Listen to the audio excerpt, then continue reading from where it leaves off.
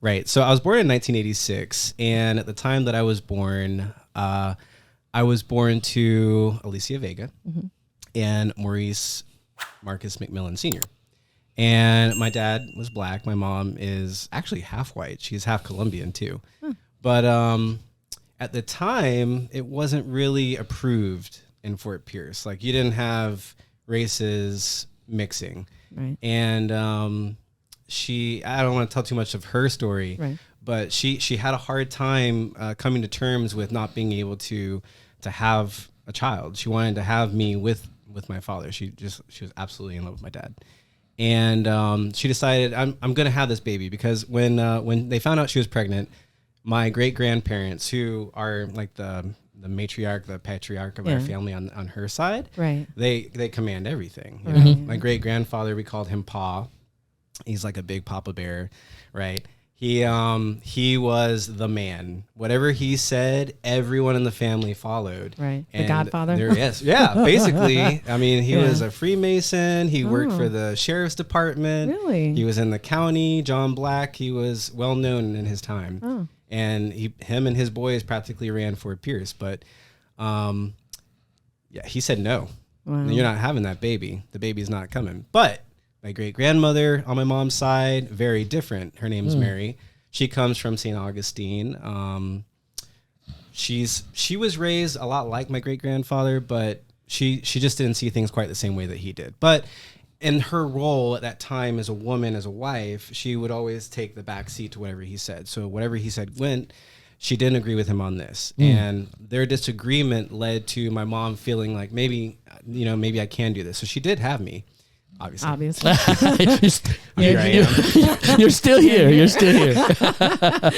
And while on my dad's side, I don't know really as much of the story, because my dad didn't really, we weren't very close growing up. So I didn't really get all the details like I got on my mom's side. But they were against my birth, but I think they were a little bit more for it than my great grandfather and my great grandmother were. Mm-hmm. So when I was born, my mom was 16, my dad was 20. And that first day, my great grandmother, she held me and she refused to let me go. She said, "This baby is coming back to the house with us." Mm-hmm. Now, mind you, also at that time, my grandmother was strung out on drugs. Mm-hmm. So my mom didn't really have anywhere to go. She was living with my great grandparents, her grandparents at the time. Okay. So our family is like really there's all kinds of situations in there where you got family members that are being raised by other family members, that sort of thing. Yeah. So they brought me in. Well, I'm sorry, but what you're saying that these are on your mother's side? Yes, on my mother's side. Yeah. Okay. Yeah. So story behind that though, because I did find out recently from my grandfather. I was over there and I saw him, and I was like, how did it end up that I was with my mom so much? And he said, well, essentially, Mr. Black rolled up here after you were born, and I just kind of watched him, and he walked up here, and I kind of started sweating. And he said, "The boy's staying with me." And I didn't really say anything else to it. My great grandfather was a very intimidating man. Mm-hmm. And even though he didn't want me at first, when he decided he was going to keep me, he kept you. He kept me. Yeah. So they kind of kept me separated from my dad's side a lot, but my great grandmother didn't believe in that, so she tried to make sure I was always with my dad's side as much as I could be. Right. And the reason I'm saying dad's side, mom's side like that is because at the age of 3, both my parents committed armed robbery, and they went to prison. So at that point, I was actually up for grabs, and my great grandparents took me in and actually raised me. Okay. Yeah. Now, that's interesting. A lot of people don't understand. Just to give a little bit of context of Fort Pierce and around that time, from what I understand, this was really like a good old boys town.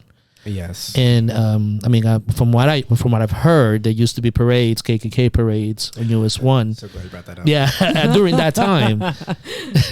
I heard a lot of stories about. Yeah. Okay.